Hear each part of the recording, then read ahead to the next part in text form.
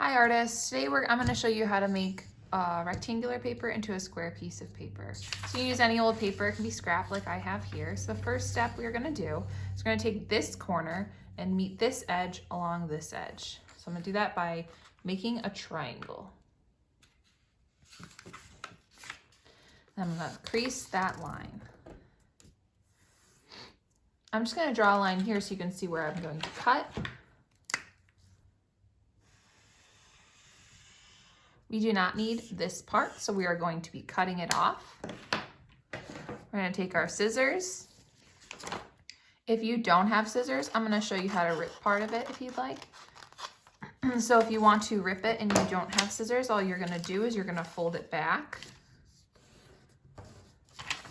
and forth.